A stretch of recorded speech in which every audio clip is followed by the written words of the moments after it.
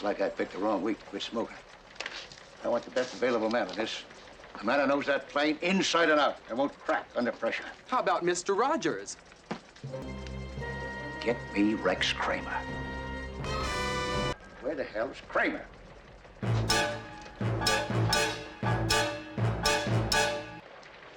like I picked the wrong week to quit drinking. I can't take much more of this.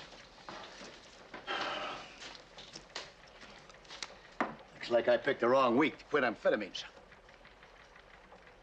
Sure is quiet out there. Yeah, too quiet. Like I picked the wrong week to quit sniffing glue.